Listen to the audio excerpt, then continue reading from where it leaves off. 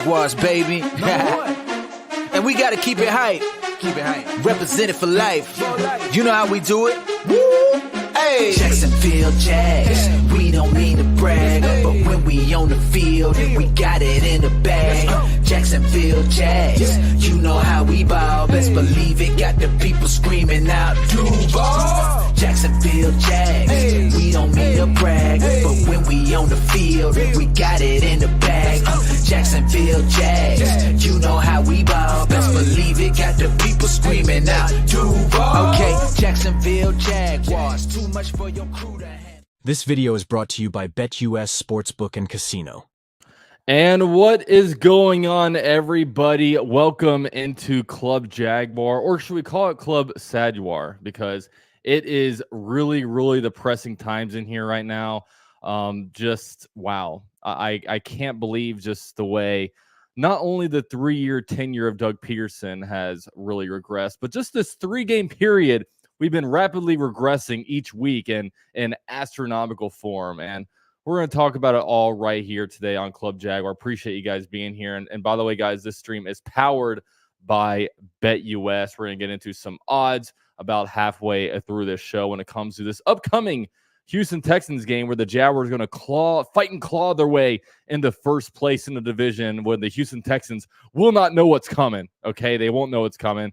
But first, I got to bring in my co-host. I got to bring in Jason from Jaguars United. What is going on, Jason?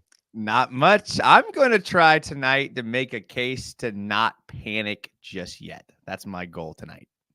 All right. Well, I'm excited. I know. Listen, I love the odds. I love fighting an uphill battle. So let's go. Well, I'm excited for you because I'm certainly not going to bring that today. Okay. All right. I'm usually Mr. Positive, but now everyone's like, oh, you're too easy on Trevor Lawrence. So this and that. Look, gloves are off. Okay. Yeah. I'm gonna be fighting it, and Jason's gonna be holding me back. Okay. He's gonna be like the Sean McVay guy on the sidelines, just making sure I don't run off on the field too much. So it'll be good stuff.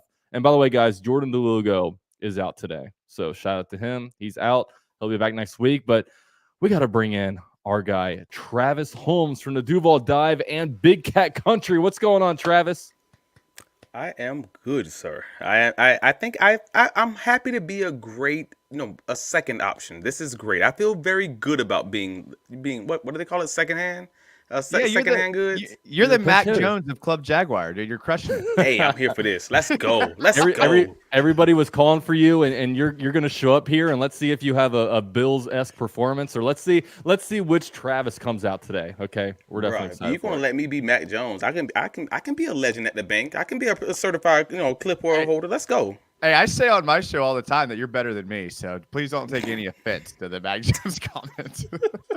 But yeah, guys, you can check out each of these guys. Links down below. Also, you got their Twitter handles right here on the stream, on the screen. But fellas, what happened? Okay, like this. So we go into the Dolphins game, and then we're about to go up 24-7. Travis Etienne fumbles, and the game goes, unwinds, and it's like, all right, that's an L. Then we go to the Browns. It was honestly a terrible performance.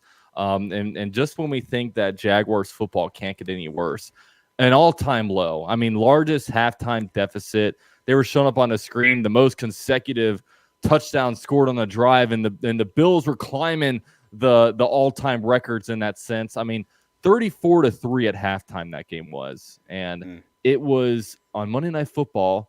Luckily, there was another game on at the same time, so there was a little bit of a distraction from us, and it was just bad. It was just so bad. So I gotta hear a synopsis. Okay, we'll start with let's let the guest in here, Travis. Man, after this game, I guess give us your initial thoughts about how sad this was for the Jags. Well, my initial thoughts all involve curse words. I can't lie to you there. My initial thoughts was like, yeah, you can probably guess all the language. And then I realized, dang it, I have to stay up for the whole second half because I got to write about this when you guys can at least go and watch the Cincinnati game. I was a little hurt on that. Hey, I was live streaming the Jaguar game. I was sitting there on camera, forced to watch it. So you understand. Oh man, I feel you, man. Sorry, bro.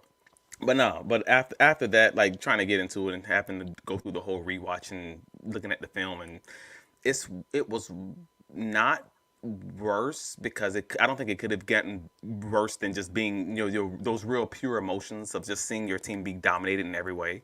But it was as expected, and I guess that's the best I can hope for. I didn't think that this team would have very much success against Buffalo. Like it's not very often that you can say like most people thought we were going to lose this game. Nearly everyone thought we were going to lose this game, and if you thought we were going to win, you probably were just like the Jacksonville Jaguar fan. Like you should have a trophy in your house somewhere. Like you teal glasses, all of it. For the most part, we all kind of knew what this was.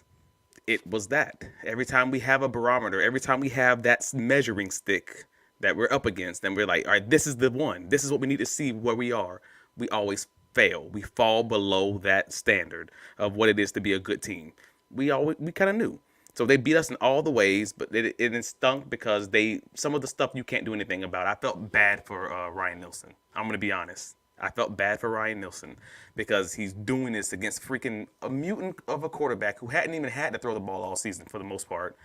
Finally have to throw the ball, and he don't got the dogs in that secondary to stop this dude. He loses Jarian on the first series of the game.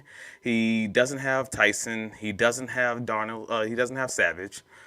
And you're facing a guy who can put it in a spot where a lot of quarterbacks just, they won't have those perfect throws.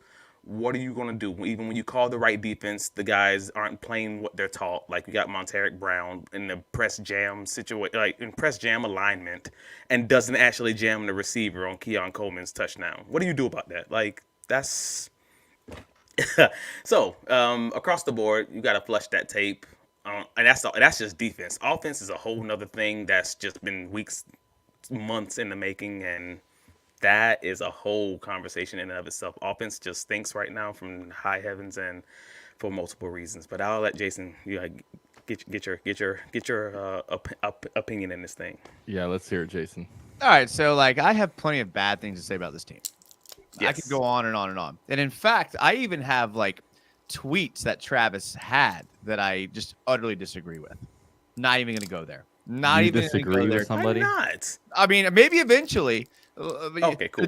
The Devin Lloyd has been very impressive this year as he gets beat on a running back screen 7 times last week. Had a little hard time getting behind you on that, but that's just me. Again, tonight I'm positive. I'm positive tonight. Okay.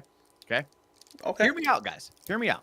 All right. Listen, we all were forced to do our schedule predictions at the beginning of the year. People love it. I don't know why. They're stupid and don't matter. But we all would have said 2-2 through the first 4, right? 2-2. I feel like most people would have said around 2-2. I would have taken 2-2. We have the chance to be 1-3. Okay, that's not horrible if we win at Houston. Okay, now listen, I want to prereq all of this with like, I'm gonna stay positive for one more week. If we can find a way to beat Houston, then I think the panic is a little preemptive. Okay, if we find a way to beat Houston, now we're 1-3. Let's think about this like analytically for a second. We should have beat the Dolphins. We literally fumbled the bag against the Dolphins. All right. We had a chance to beat the Browns. We legitimately had a drive at the end of the game with a Hail Mary throw that didn't really happen, but like we had a chance. So it wasn't like we were terrible in that game.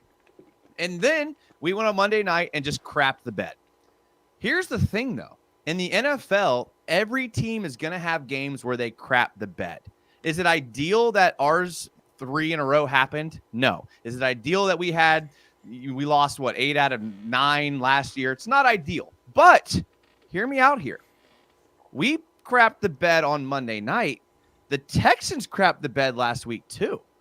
The Texans had an equally bad game as us last week against the Vikings. They had tip balls for interceptions. They had fumbles. They had fumbles that got picked up for a touchdown return that got called back by a penalty.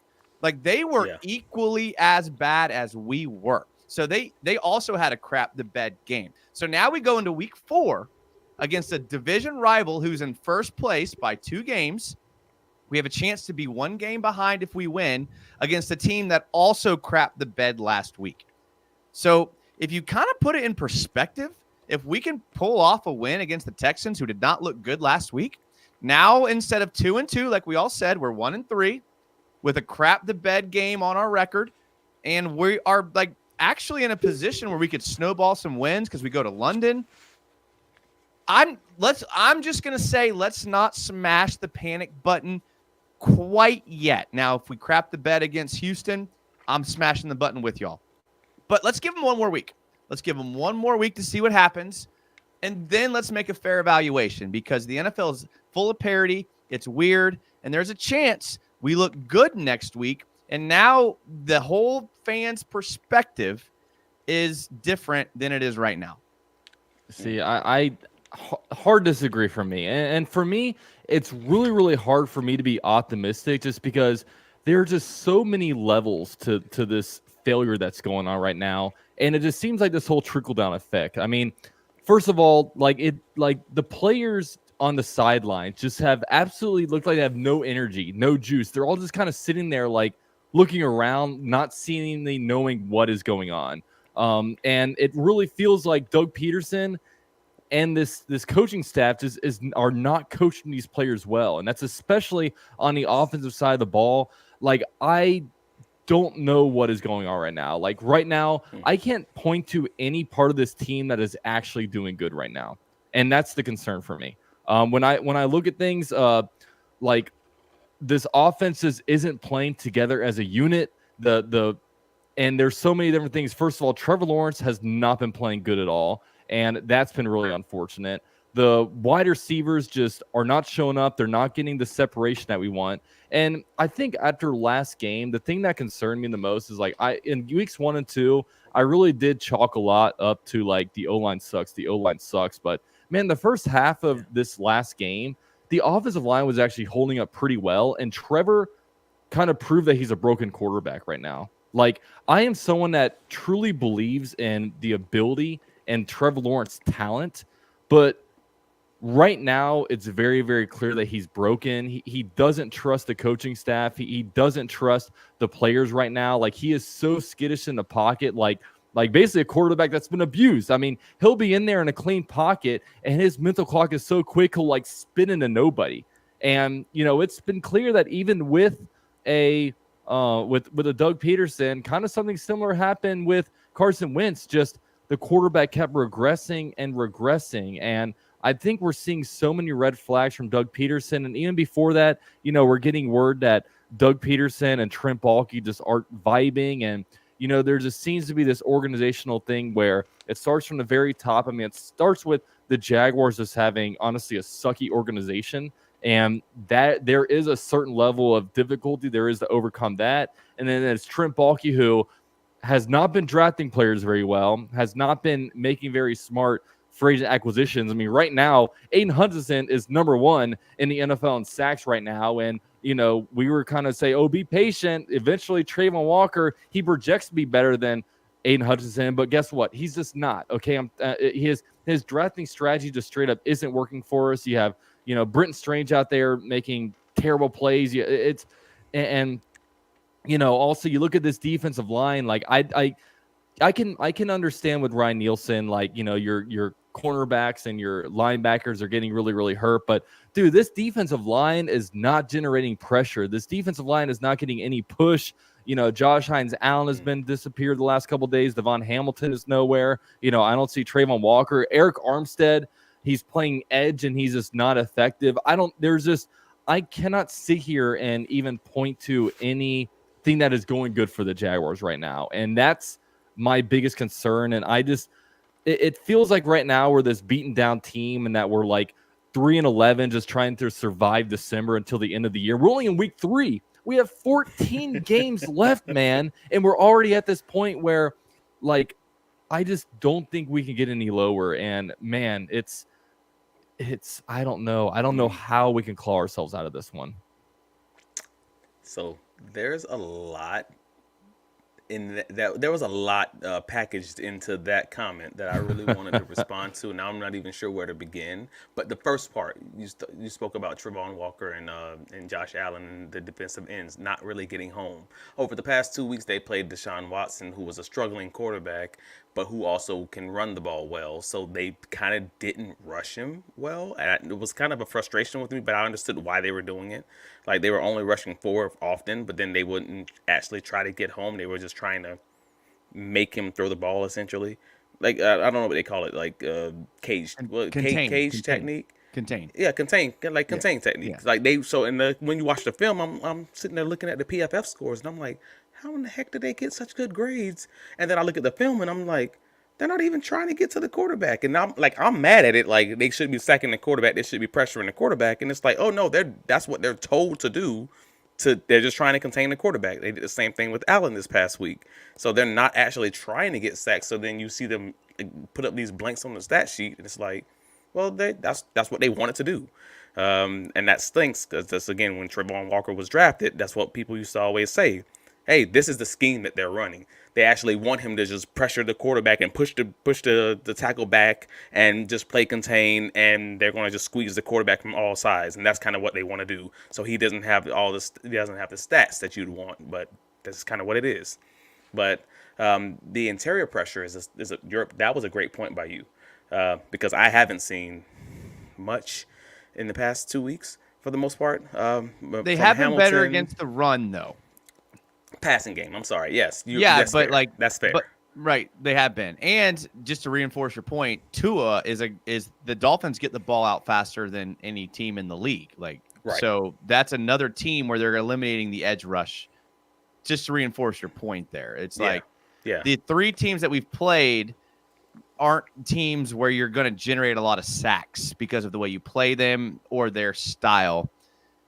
The problem is the modern NFL quarterback is kind of all moving toward that type of quarterback that can run. So at some point, when do you stop making that excuse, I guess, is the question. Right. But even Watson, when Dallas got all the sacks against Watson, almost none of those happened in the pocket. I think maybe like 2 of those sacks happened in the pocket. It was all him scrambling. They're chasing him down. They're just getting him on the ground that way. So they're kind of to that same point. The Jaguars just made a decision on how they wanted to play him, and it didn't work. And people are mad about the sacks, but in reality, if you put those in context, I understand why they didn't happen. But goodness, the locker room, the Trevor being broken and the skittish and all of that stuff, that's a harder conversation, bro. But it's time. I think it's fair and time to have a conversation about being harder on Trevor, being more difficult, being more critical of Trevor. I think we all, for the most part, generally protect him as Jaguar fans. I think if anybody says something bad about my quarterback, I'm going to say, no, he's fine or whatever. Here's a question for both of you, though. Is there any point in having that conversation right now? Is there any point? Well, I mean, I think when we go week to week, we can talk about his performance, but I don't think we should sit here and be like, oh, Mac Jones. Oh, what should we do? Exactly. What should we be? Like, and that's the thing. Like, and I think at this point, I think the most concerned I've been about Trevor Lawrence after this past Monday, but it's not like I'm sitting here saying like, oh, we made a mistake giving him money, or that we need to bench him, or we need to make another move, or whatever. It's like, I don't believe any of that, but like it like I was saying earlier, it's really difficult because I believe in the talent, but I don't think we're doing him any favors right now. Like, I don't think the offensive coaching is good. I don't think this organization is good. Obviously, last game, I thought the offensive line was good enough for him. But there's even times, like, I remember in week 2 when Brian Thomas Jr. made that deep ball catch. Like, that throw might not have been the perfect throw, but he was able to get under it and catch it. There's so many times where, like, Trevor Lawrence, when we make these throws, like, he should have had a touchdown to Christian Kirk, but it hit him in the face mask. It's different things where it's like there's very rare times where like receivers will make a great play for Trevor Lawrence. It's always like, Trevor Lawrence makes a throw and, if it's not perfect or whatever, they're not going to make the catch. It seems like a lot of that is going on. If the Jags don't win a single game, heaven forbid, if they win 0 games, are they drafting a quarterback next year? Of course not. Not in my opinion. They're not. I mean, they're not. That's the reality of it. The situation is they're not. So it's like, it's not about. And Trevor, this was Trevor's worst game in my opinion, because like you said, Dalton, I actually thought that they had bad moments, but this was the offensive line's best game. When you look and people point out like, oh, this guy had this many pressures, this guy had that many. A lot of things came in the second half when the game was done. Exactly. Okay, like when you want to evaluate this game, evaluate the first half. Right. Well, I agree. Well, let's get into this though, because you said this is the offensive line's best game, and I would halfway agree, but there's a huge caveat that goes into that best game for the offensive line, and it's the fact that this is one of the first games that the offensive line has actually gotten not just a little bit of help, but significant help. Like they chipped often with the tight ends. They chipped often with the running backs. Which is these are just staples that Doug Peterson does not do. Like but what like most kinda offenses do. Most offenses do. Doug Peterson does not do. But unfortunately, on the back end of that also made things a little bit more difficult for the Jaguars receivers, who will now have, instead of one person in their general area, if they're playing, let's say, cover one, you're now going to have two people eyeing that receiver. Like, there are cons to doing this. You're running a lot more two receiver routes, maybe three receiver routes with no check down or whatever you want to call it. So it's like there's a give and take on this. Is the offensive line might have given them more time, but then there still needs to be someone open. So what about your separation from your receivers? We always said, I think that's a bigger issue. I think that's the bigger issue. It really is. And again, I think the offensive line had their best game protecting Trevor. And I know Walker Little had one bad one, Anton had a bad one, and Cam Little had two bad ones. I get that. Cam had a bad one on a fourth stringer, bro. Yeah, and I know, and I get that. But like when we look at the last 10 games, I think they gave Trevor the most time. Etienne had the most yards per carry he's had in a long time. So I think this game was more on Trevor, which I'm with Dalton on this. Like, he's skittish and like his potential, he's been ruined. And when you look at the past first and second round pick quarterbacks outside of CJ Stroud, a lot of the times it's hard for them because they're stepping into bad situations and they do get ruined. You get guys like Baker Mayfield, who had to move through a couple different teams. You look at guys like Kyler Murray, who hasn't had success. I mean, you can go through all of them, and it's tough to step into the first overall pick and be effective with that team. But I'm willing to kind of take this game as an outlier. And I know that's hard for Jags fans to do because we haven't had a good history. We haven't won in a while. But when you look at spreads and you look at the standard NFL game, they typically don't go beyond 7-point spreads. And so when a team is in a situation like the Jags were, when you have Mac Jones versus Mitch Trubisky at the end of the game, I kind of take that game because you don't see that happen very often. I'm going to move that outside as an outlier. And I know it doesn't make sense because of how bad we've played. But if we take this game as an outlier, we look at the two previous games as games we could have won, and then we beat Houston, now it kind of makes sense a little bit. I know I'm kind of grasping for straws here, but all it would take for that to come to fruition is for us to have a good, complete game and beat Houston. And that could happen. So that's all I'm saying. This is interesting because it's weird. I heavily disagree with both of you on this game being. You said Devin Lloyd is playing good. Shoulders. You said that Monteric Brown was going to be good in Ryan Nielsen's system. And I see Ryan Nielsen line up at outside leverage in a cover one and let Keon Coleman, who runs a 4.9 40, drag across the field. So, hey, bro, just if I tell you somebody's going to be good if I tell you somebody's going to be good in the system or going to be better in the system than they were in a previous system, and then they show you that they are better in that system, but not perfect, I don't take that as a loss, bro. I'm going to still take that as a win either way. Like, at the end of the day, I'm projecting that this guy's going to be better in the system, and he has been playing well. He gave up a bad catch in one game. All right, bro, that is what it is. And I know it's not what he's taught. That's the worst part about it is I know his strength in his game is being dominant at the line of scrimmage. He lines up in a press man position and then doesn't even get his hand on the receiver. Outside leverage, yeah. In a cover one, doesn't obviously reroute not at what you're all. taught.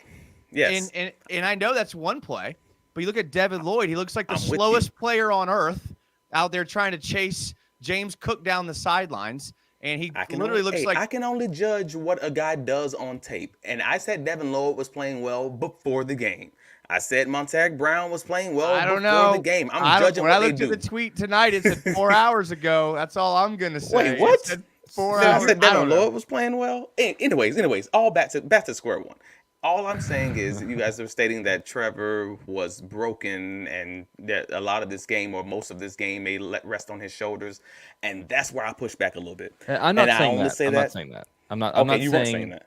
I'm not saying everything lies on Trevor. I'm more so saying that, like, I thought that Trevor had more of an opportunity this game to kind of like rise above some stuff, because I do That's think fair. weeks 1 and week 2, it was really, really hard for him to get the ball out because he was like 3-step drop and there was a guy right there. And it's like, what do you expect him to do? But That's I thought fair. this game, he did have a little bit more time, and we saw some of the pocket scaredness of spitting out into sacks. You saw some of the like just throwing the ball too early to a guy, you know? No, So that his one biggest sack looked problem. so bad. His It looked biggest so problem bad. is so like and I'll even And I'll let's even not talk about the concede- airmail to Damar Hamlin either. no, I'll concede that. I'll concede the airmail because you watch these great quarterbacks and they do that from time to time. Like they do. Like no one's perfect. With the problem, Well, the airmail wasn't a straight airmail. Also, I just put a tweet up 10 minutes before this podcast, and we'll talk about it. I just put it up like 10 minutes before we just started because I was like, wait a minute, that's timing. That doesn't match. So we'll get into that in a second. But Jason, please finish your point. I was gonna say the biggest problem with Trevor last week was that he was getting locked in on one receiver and missing wide open receivers, and that's on Trevor. That's on Trevor. That was my biggest problem with him. That's it. And I can 100% agree with you on that because it was one read, maybe 1-2 reads, and that's it. And that was old 2022 Trevor, frankly, where it was a lot of people getting the ball out quickly. But then this is a different offense, and that's kind of what I was getting. In 2022, where the offense all they did was run drags, all they did was run slants, all they did was run those quick crossers basically. Even if it's not a drag, it's basically the same equivalent. That's what the offense was built around, and it was all 1-2. Number one read, number two read, get the ball out of your hands quickly.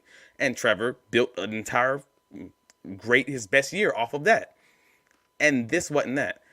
That's when they weren't chipping. That's when they weren't helping. That's when they weren't giving him time. So it made total sense that that's why he was doing what he was doing. This was, hey man, we're chipping. We're keeping extra guys in protection to give you more time to read your reads, and he simply wasn't doing it. So he's just getting the ball out, trying to get it out quickly to the first guy, not even trying to actually go through his progressions and read. And to your point, Jason, that was something that was a problem that was on him in very many ways. Cool, I'm in agreement with you there. But on like the skittish play, the quote unquote skittish play, Travis Etienne blocks one way and then crosses, trying to go across the other way, which seems to me that Etienne blocked in the wrong direction. All of a sudden, Trevor sees a flash of light, a flash of color coming from behind him. I'm probably thinking I'm getting sacked too. Like that was a weirder one where I'm like, well, people are like he's skittish, and I'm like, I don't know, is he skittish there, or is he think Travis Etienne is an actual other defender because he's coming from somewhere he shouldn't be located? Like that's where I was like, I don't know about that one, but it looked rough because I was angry at him too. But on rewatch, I'm just like, nah, I understand what he saw, anyways. Whether or not it is what I think it is, that's what it looked like from my perspective.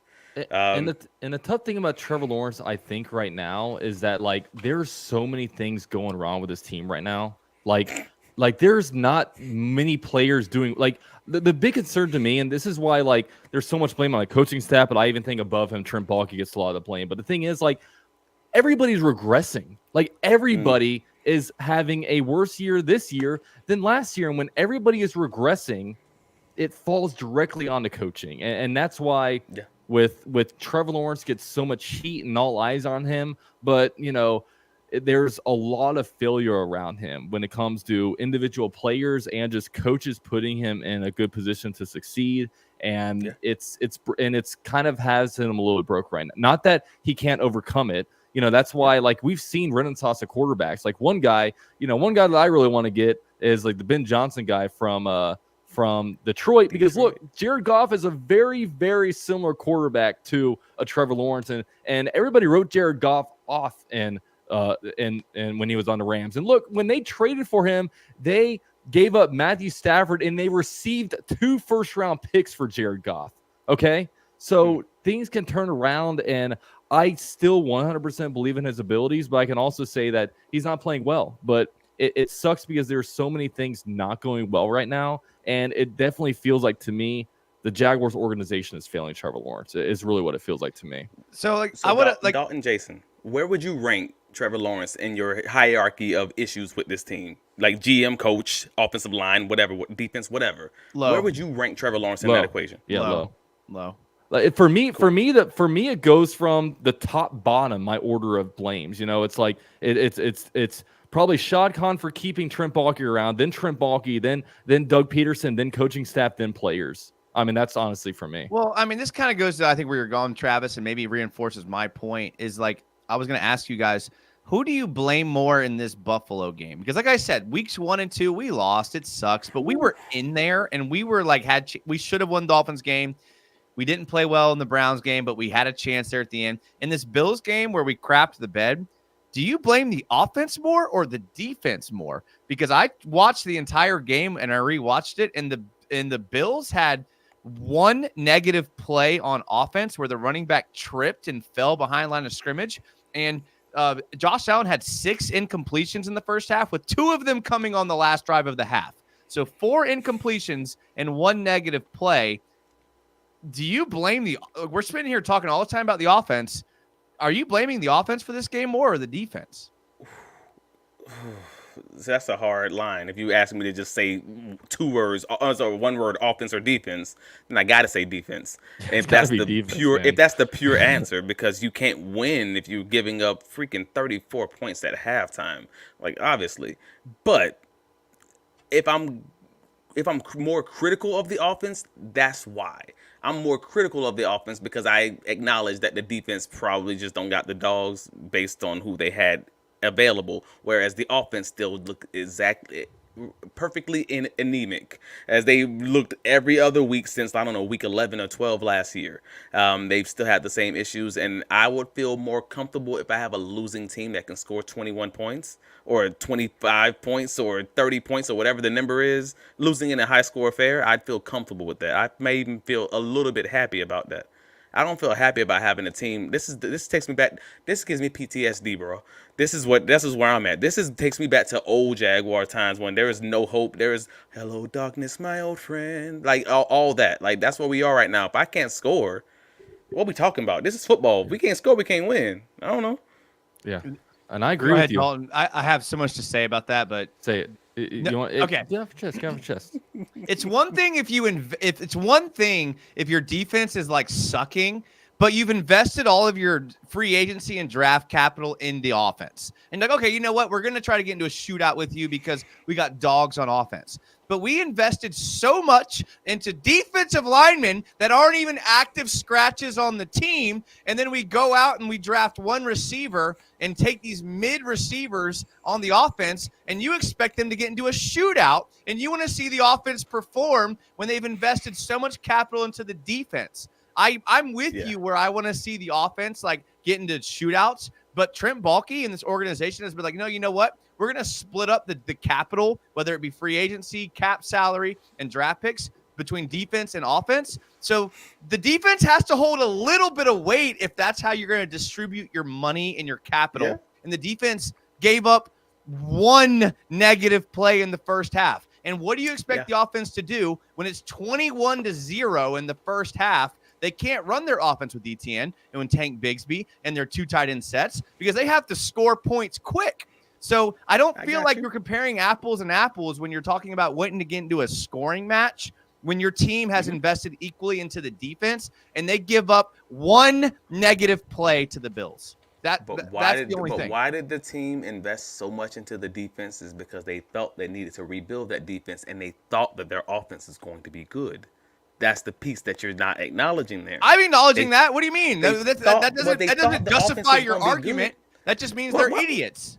Well, no, yes, exactly the point. Okay. They're the people who are in charge. You're acknowledging that they're not the smartest in the bunch right now. So I don't know what to do about that. Like if you can't score 21 points in today's NFL, and Trevor said it after after the Cleveland game. If you can't score 21 points in the NFL, or if your defense holds your opponent under 21 points, you are expected to win. The Jacksonville Jaguars at this current moment in time cannot score 21 points, and they haven't been able to for a while. What do you do with that information? Everybody got to go. Like, No, you Absolutely. I mean, we need that's to. And you know, one thing that was funny was like, I don't know if it was Jason or Jordan that asked us the question, but like, at what point do you get to your record where you want to start losing games for draft capital? I almost have a different perspective where, like, you know, last night Demetrius Harvey came out with a tweet saying that a source close, someone that's close to Shad Khan, basically said that Shad Khan is pissed. He's as mad as he's ever been. That is one reason why, if the Jaguars just keep losing, I'm not super mad at it, because I want Shad Khan to feel the pain. And I don't want all of a sudden us to squeak out some wins and we finish the year. Like, if you start off the year 2-7, then all of a sudden you rattle off wins and all of a sudden you're 8-9 at the end of the year, and he looks at, you know what, we were doing good at the end of the year. We were on the up and up. I almost want this team to pretty much bottom out in some sense, just so Shad Khan will get the message that, dude, get rid of everybody and then do what the Gators are probably going to do when they search for their next head coach. Don't let Strickland do it, okay? Let people who are smart at football actually go out there and put the people in place, because it's clear that Shad Khan, like, in my opinion, he's been a great business owner. And for him, like, he's the only reason why Jaguars are staying in Jacksonville for 30 years. He had no ties to Jacksonville. Since he's been the owner, we've seen teams move to LA. We've seen teams move to Vegas. We've seen teams move all over the place, but the Jaguars have stayed put in Jacksonville because of him, and he's over here building us a new stadium. So it's not that he doesn't care. I mean, he cares. He's spending – it's an open checkbook for him. He'll spend money on whoever the GM wants. But his issue is that he's not putting the right football people in place, and he needs to understand that, like, he needs help in this. And I think he's been too tunnel vision. I think, you know, with the whole, when he hired Urban Meyer, I think that he knew this guy. He locked in on him. He didn't want to hear what anybody had to say about him, whether all the red flags about it. So I think that, like, the more you lose, the more pissed off he gets, and then you're going to clear in house, because I'm not going to be happy until we clean house. That's one reason why it's a new low for us. Like, we've been low because we've had terrible rosters and we don't really know our future. Right now we're low because we think that we have this quarterback with all this talent, but he is not playing well at all. And you have national media people saying that he sucks. And, you know, you even look at the national media people say he sucks, but we see all these different clip ups where it's like, look, Trevor Lawrence is doing decent, but look at these route concepts. Like, look at this play design. There's so many things wrong with it. And I think for me, like, man, if we lose games, I'm not even going to get all that mad, because I want Shad Khan to be mad. Because okay, let me just, I know this is a hypothetical, and hypotheticals are worth nothing. Let me just throw this hypothetical out to y'all. If we come out, Trevor throws 4 touchdowns and beats the Texans, how much is your tune changing next week? I know it's a hypothetical. I know it's not fair, but let's just throw it out there. If he comes out, throws 4 touchdowns, we beat the Texans by a lot, are you changing your tune at all? I'm changing it a little bit, because right now I don't feel like we can do that. Like, I literally have no confidence that we'll be out there. I know what they put on film. They've showed ineptitude on the field when it comes to the coaching staff and when it comes to what the players are doing on the field. We'd have to do a completely 180 to go out there and throw 4 touchdown passes. Well, I mean, Trevor Lawrence did have the pass interference to Brian Thomas Jr. He had another penalty on a wheel route week 1, and he was, you know, I know it was more second half performance in the Browns game, but, like, I know this is hypothetical, but I'm just throwing it out there because the NFL is full of parity. If Trevor goes out there and throws 4 touchdowns and we beat the Texans soundly, I feel like every Jags fan changing their entire tune.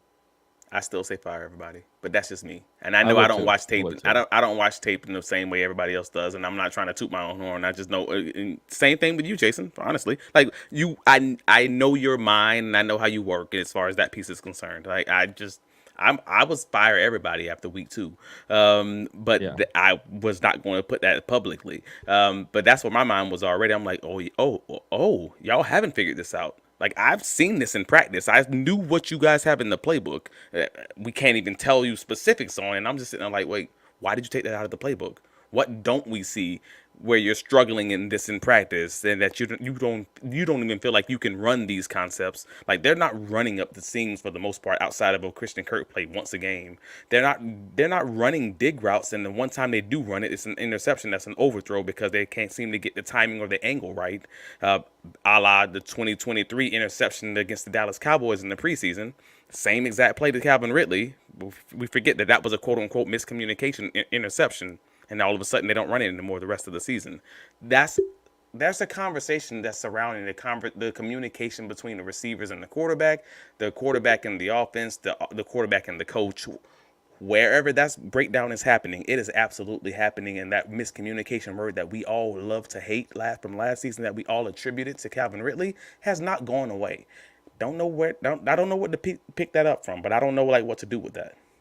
Yeah, and I don't know, and I'm not someone I do agree, fire everybody, but I'm not saying fire everybody right now. I mean, we're going into week 4, right. We're not gonna fire Doug Peterson and Press Taylor takes over as interim head coach. Let's go. You know what I mean?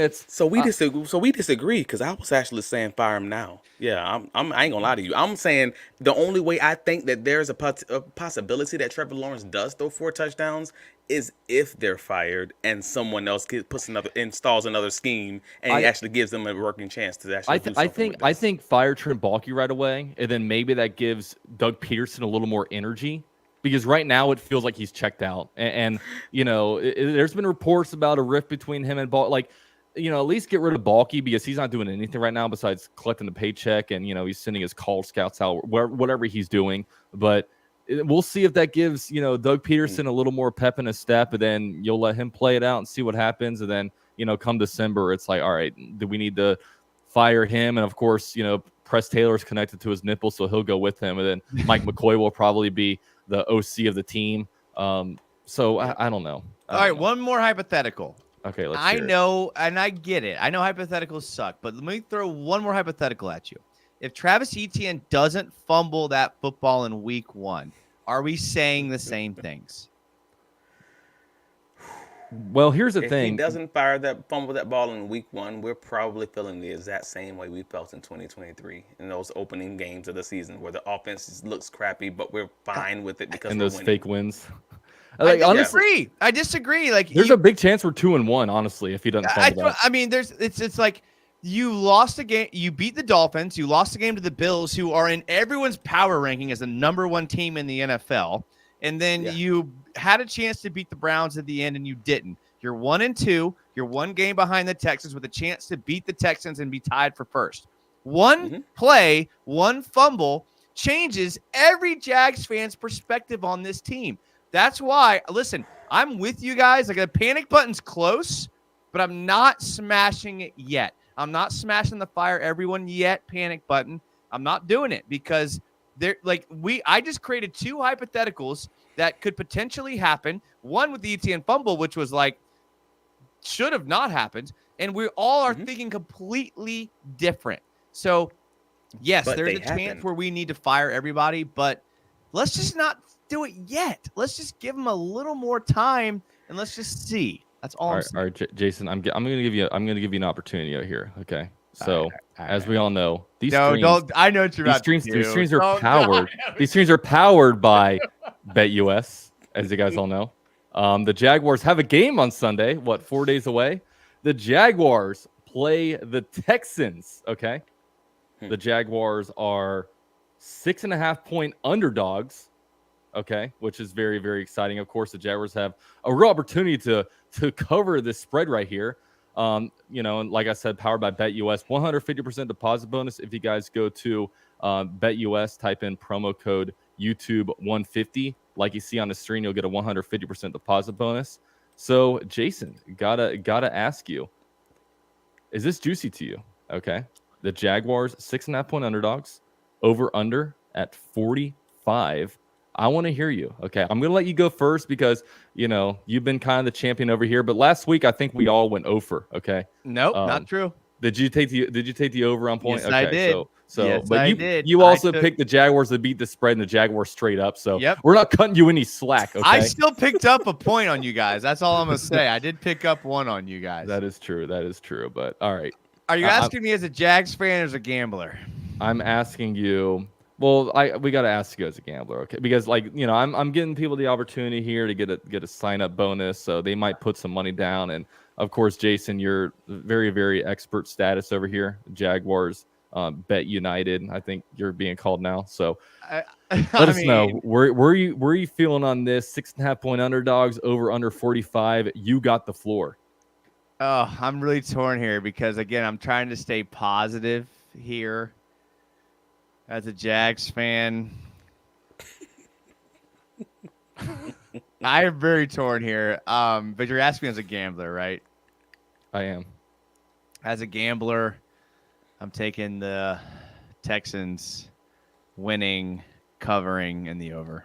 Oh, see, Mr. Optimism, Mr. Hey, what if the Jaguars, the Texans struggled against the I'm Vikings? listening. I said as a gambler and Jags fan, okay? I asked What's the you. difference? What if I ask you? Okay, Jason, you're a Jags fan. 6.5 As a point Jags fan, the underdogs. Jags win. They cover the spread outright, and they hit the over.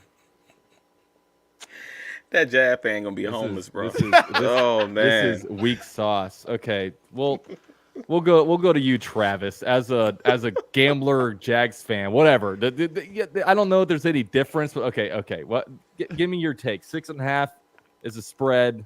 Over under 45. I can't lie to you. I can't lie to you, bro. If I'm the wrong one to ask this question because I'm agreeing with degenerate gambler Jason or Bet United. What do they call him? Yeah, I'm still taking the Texans winning, the Texans covering. Oof, yeah. And you're gonna go to me, okay? Look, guys, the Jaguars, all the odds are against us, okay? We're gonna shock the world. No, I'm joking. I wish. I can't. The only way I can pick the Jaguars to win at this point is, look, they have an opportunity here. They'll definitely go 0-4. Next week, I'll probably pick them at home to beat the Colts because no matter how bad the Jaguars are, we somehow beat the Colts at home. No matter how bad we are and how good we are, we win that game. But I can't pick the Jaguars to really win until we actually do anything. And 6.5 points. The Texans are actually good. The Jaguars, after last Monday night showing, it just seems like everybody is just not bought in. I'm taking the Texans, and I'm taking the under. I'm taking the Texans against the spread, the Texans straight up, and also I'm taking the under on 45 because I don't have any confidence this offense is going to put up any points. And they have Will Anderson. They have Daniil Hunter. They got some dogs out there. So, unfortunately, You know what? Can I adjust mine?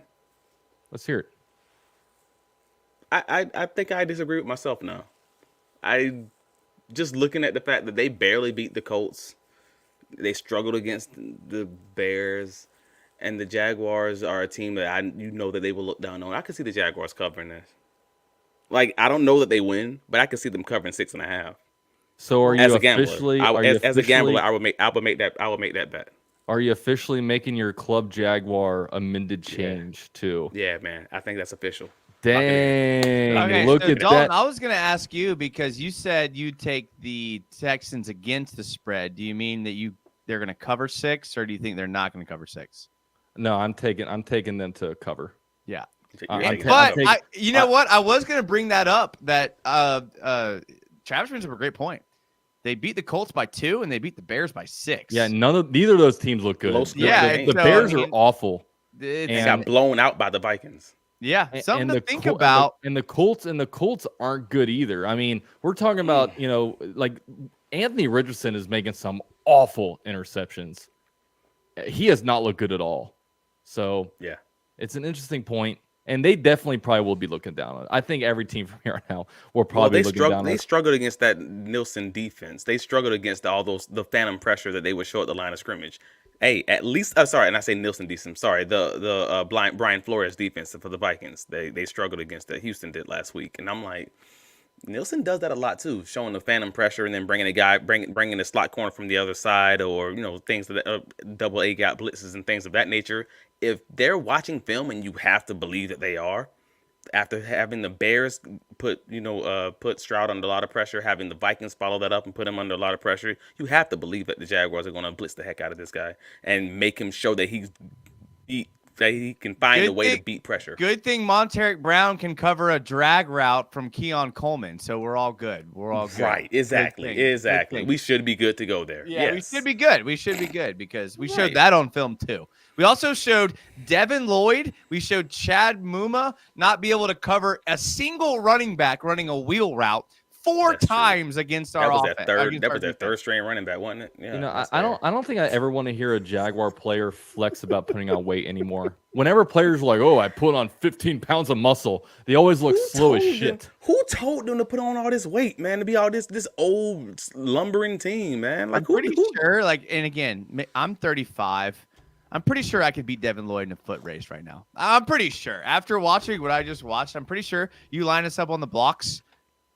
I got him. I got him on a foot race. I may pull a hammy around the 30-yard line, but if it's a 30, I think I got him. And that's just a sad thing about when you look at Trent Baalke's draft picks. It's like we have so many misses here and there. And the big thing is, like, when you look at teams like the Detroit Lions, like, they're hitting on like day 3 guys. Okay, like day 3 guys, they can hit on these 4th, 5th rounders and turn them into something. Like the Jaguars, they can't hit on anything, man. Like, and then these guys aren't getting developed. And like Walker Little next year is going to go to another team and actually be good because he actually gets an opportunity to play left tackle.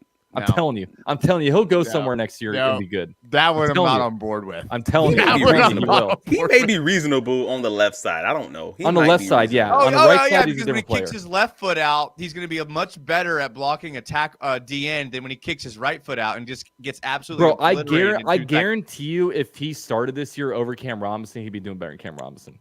Because Cam Robinson's shut down. Into the chat that said I couldn't beat Devin Lloyd in a foot race. No shit, dude. I obviously know that. I laughed at that one. Oh man. But no, I mean, there's so many missteps that even if Trent did have a good draft, this past draft, which I don't necessarily believe that he didn't. That he did. But even if you were to give them the benefit of the doubt and saying, all right, cool, we drafted these guys for the sake of developing them later, the one offensive lineman and the 2 defensive linemen, and we're just focused on that. Even if you were to say that, the main people that Trent Baalke has drafted in his tenure in Jacksonville has been linebackers. That's easily far and above the most draft picks they've used have been on linebackers. And we're still, like, Chad Muma's getting playing time, sure, ever so often in the rotation. He ain't there. The fact that you had to re-sign Foye, a free agent who you brought in, because Ventrell Miller hadn't progressed to the point that you wanted him to. You obviously ain't been doing anything. Ventrell Miller played pretty well last week. Not well enough to still not give Foye his extension. Like the whole point of Ventrell Miller. He wasn't playing. My point is the whole point. The reason that he was drafted, the reason that Muma was drafted, the reason that all these guys are drafted, so you don't have to sign these other free agent guys. If you're going to sign the free agent guy to another contract anyways, then what the hell are you doing? You can't give up that much draft capital and still pay the free agent. What we doing here, man? Like, get out the paint. I'm not disagreeing with you there. The only thing I was disagreeing with you on is I think Ventrell Miller actually, like, he had some good plays, and I was like, and like, because I heard, I love Jamal St. Cyr, I love him, but he was like, why are we rotating out linebackers? And I was like, well, it's because Ventrell Miller and Chad Muma were out playing Devin Lloyd and Aluakon. That's why. Like, I don't think playing Foye. They got Aluakon kind of pigeonholed into some certain situations where I think it is his strengths, and they're actually asking Devin Lloyd and Muma to do more than they're asking Aluakon to do right now.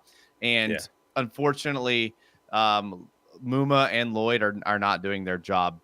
And the thing was with Muma is like, I think he's actually playing well, but getting beat on that touchdown does not help your case, unfortunately. But like, Lloyd, I'm sorry. I mean, I agree with you. The only thing I disagree with you is about Ventrell Miller. I think Ventrell Miller can play his skill set well, and he actually impressed me. His like short area burst and speed was actually pretty impressive against the run. He was pretty good.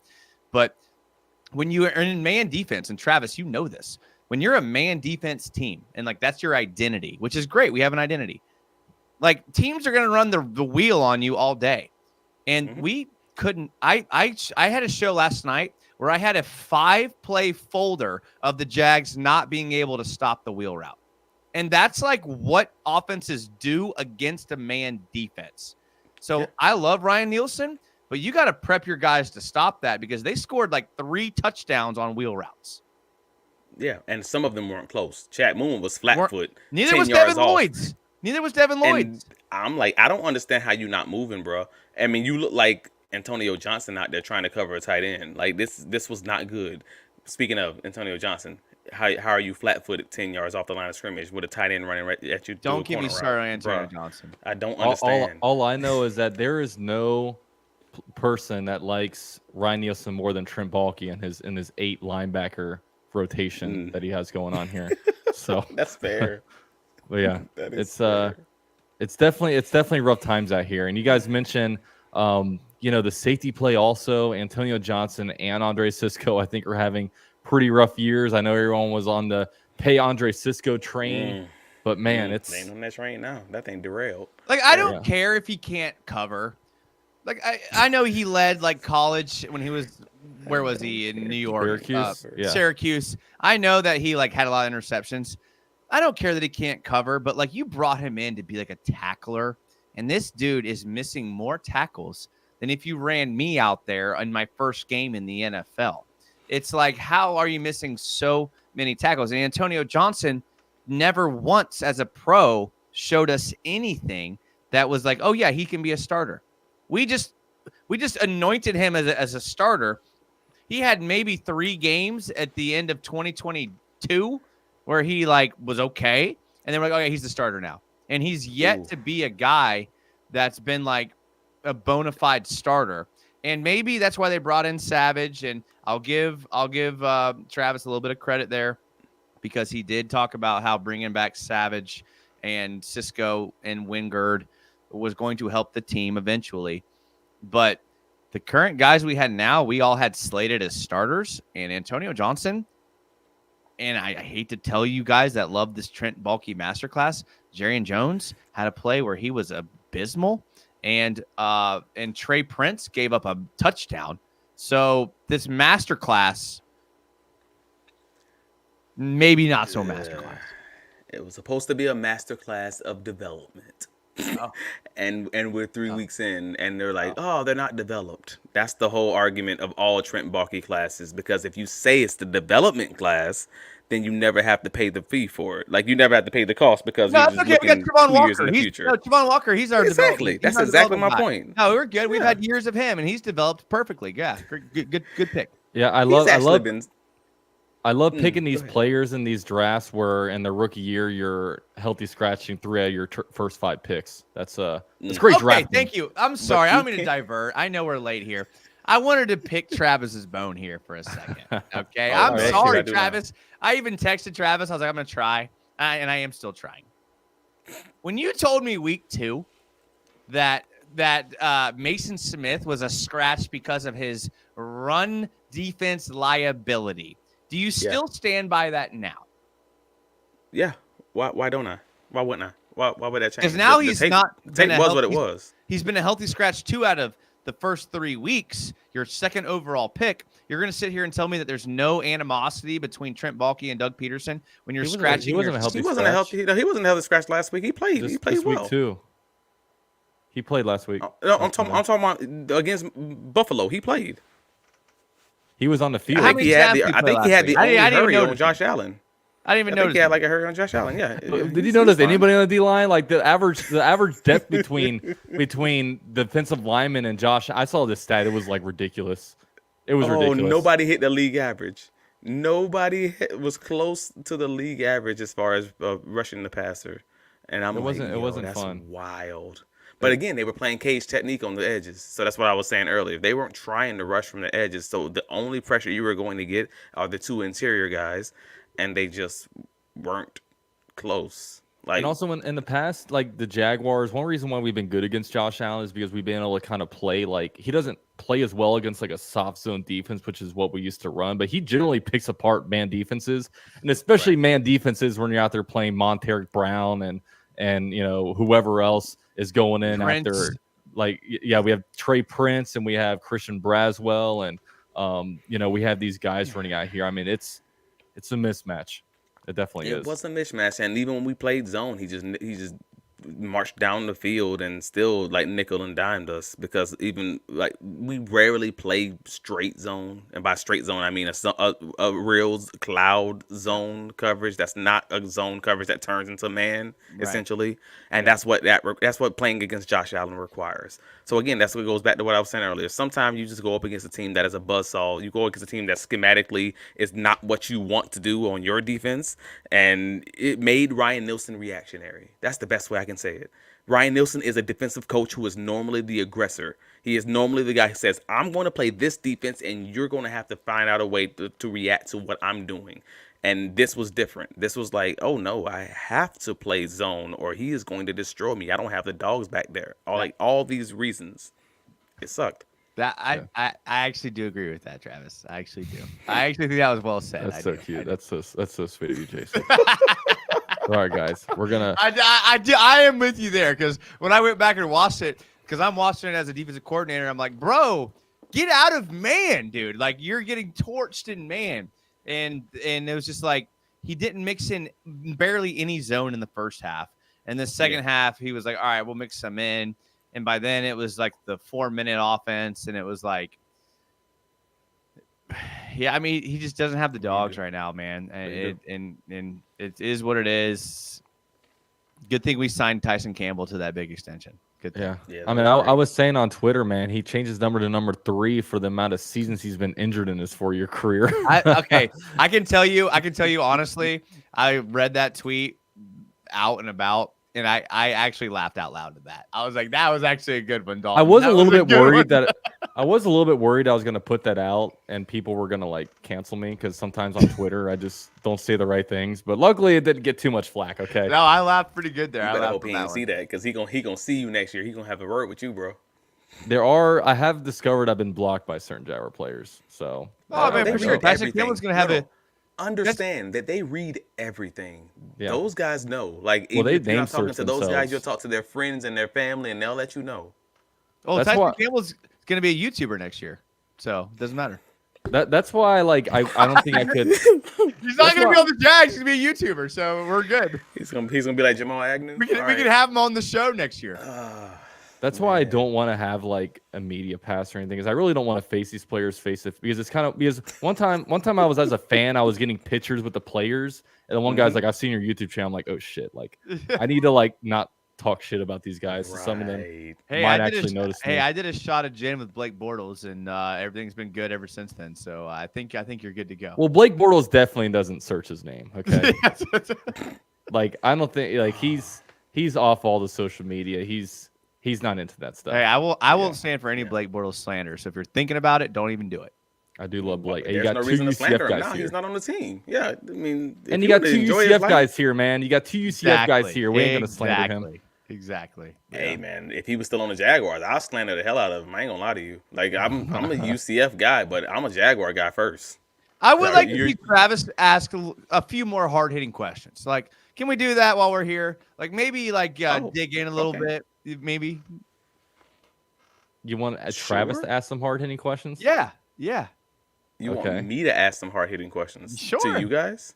No, to the players.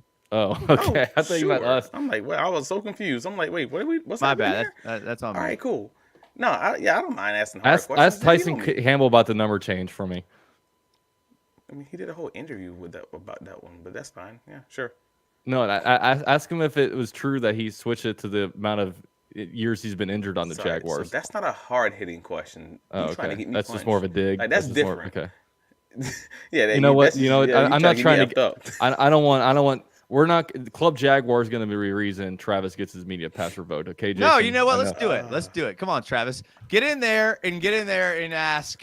Were any of you a part of the? Who was the kicker? Lambo. No, the kicker with the sexual assault charge. Brandon McManus. Yeah. Hey, were any of you guys a witness to that? And could you have done anything to stop it? Does Ramley bring it up in like a post-game Monday Night Football ass whooping? See, that's what I'm talking about. That's the stuff that many fans probably at least once a week, if not once every 2 weeks, will ask you to ask just a diabolical question that you know damn well that they wouldn't ask them for free. Like, but you ask them to do that on the clock, to ask these players like just ridiculous questions, and I always think it's funny, man, because folks know they wouldn't. They know they wouldn't. It's easy to just tell I people would. to ask these. I would. You would ask that Absolutely. question about Brandon McManus. Yeah, and I'd have credentials for a month. But I Yeah, do it. that'd be my I thing. do it. Like, that'd be my thing. Like, I don't need credentials, so I could really go out on like a high note. Like, Right, I'm that's not, what I'm saying. That's I'm what not saying. I'm not employed by anybody. Any Yeah. So yeah, we could go out, Jason. We can go out there and get some Lord. dual pest presses and just mess everything up. And Dude, we can be like, "Yo, Travis got us in here, man." Man, Hey, would you believe Travis is that the responsible? No. Travis D. Holmes is responsible for this. Just so all right, y'all all right, know. Dalton and Would Jason, you you're kicked believe out. that All right, Travis, the let's Jacksonville go. Jaguars are one of the hardest NFL teams to get credentials to, That's and what I that's hear. crazy for me to say, because if you ask anyone who like does, like, I've talked to so many guys from like other teams, visiting teams and everything else, and I've had credentials for 2.5 years now. And it's a fight every year because they want it to be a fight. Like, it's one of those things where they make it difficult for you to get in. So if you are able to get in, you're not screwing that up, man. Like, you're just not. They are hard. Like, it's easier for me to get passes to Tampa Bay or Miami. Like, it's truly an email. That's what I hear. It's really hard to get into. But Jacksonville's different, man. It's and harder. there's like small YouTubers that can hop into like different like Colts YouTube, Colts training camp and stuff like that and be credentialed. But yeah, Jaguars, they don't. It's crazy how they don't give them out. But all right, we're gonna wrap this thing up. I want to be respectful to Travis and his time. I told him in and out in an hour, and we're running over because I don't know. Travis Jason, knows.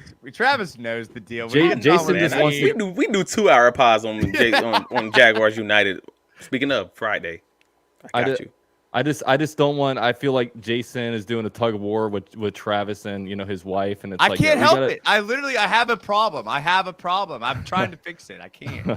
but all right, guys. I want to know. What's coming up on your channel. So Travis, give us a little bit about what's coming up on Big Cat Country. What's coming up on a Duval Dive. Of course, the Duval Dive, guys. His YouTube channel is linked down below. So definitely go give him a subscribe and check out his content. Travis, let's hear it. Thank you. No, we actually just recorded the Duval Dive an hour before this started. So we just had a discussion talking about the Texans and giving our predictions, and I'm not even going to spoil it. Definitely watch. It's only 30 minutes, in and out. I promise you, we're bam. We're talking about everything. We're getting to all the last week shenanigans and all the talk coming out of Jacksonville and kind of just what we expect from this team. I promise you, I am more positive than I was on this long term. Hey, Sea Breacher, what's going on, man? Yeah. Oh gosh, but yeah, and Big Cat Country post game write up. The 20 takeaways of my musings and things, whatever I saw from the game tape, and kind of just telling you things without the benefit of PFF, without the benefit of the all 22. I'm going to give it to you straight, so I'm not biased by any of these other sources, basically. What did we see from the game? So, yeah, Big Cat Country, save it as your favorites. Please visit. Please support Duval Dive YouTube. That's pretty much for the most part. Yeah, that's what we got going on, man. And I'll be on Jaguars United on Friday. Because we're going to make this a normal Friday thing. So like Travis said, he's got the 30-minute hitters, but Jason's going to get you with the long late night streams. So tell us, Jason, man, what's coming up? Travis is already buried the lead, but let us know, man. I mean, listen, you guys know me. I do live shows twice a week, but I really like to take my time to just shout out the fans that are in the comments, because you guys have been awesome. I've had the comments up this whole time, and you guys have been making me laugh this entire time. Mm-hmm. So thank you to the fans that are here. I can't vouch for Travis enough. Travis is awesome. He's great. Dalton is amazing. He's the one that kind of got my channel started. So I just want to take some time to pay respects to those guys, because these two guys here are the best in the business. And I'm just someone that's a degenerate that just talks. It likes to hear themselves talk. So thank you guys for having me on. I really appreciate it. Well, sweet, man. Sweet. Thanks, guys, for coming on here. And also want to give a quick shout out to BetUS for making this possible. 150% deposit bonus they have for you guys with going to betus.com and then typing in YouTube 150 to kind of get this promo. So definitely want to give a shout out to them for kind of making this show possible. 24/7 customer service. They got quick 24-hour payouts. Go bet on the Texans this weekend because, man, the Jaguars straight up suck right now, okay? That's the theme of the show. Actually, I can't go out like that. All right, guys. Jaguars are turning around 1-3 after this weekend. The Texans apparently suck because they've only beat the Bears and they've only beat the Colts. So we're going to get back in this thing. The coaching is going to get fixed. Trevor Lawrence is going to get fixed. Wide receiver separation. Offensive line is going to be blocking everybody. Monteric Brown's going to lock down Stephon Diggs. It's going to be some crazy times ahead. So stay locked in. We're going to get you guys all the coverage that you guys need over here. Like I said, Travis and Jason's YouTube channels are linked down below. Please go support them as they are out here supporting this channel and this show, and Club Jaguar is so much better with them in it. So, all right, guys, thank you guys so much for being here. We will catch you guys next time. Go Jags.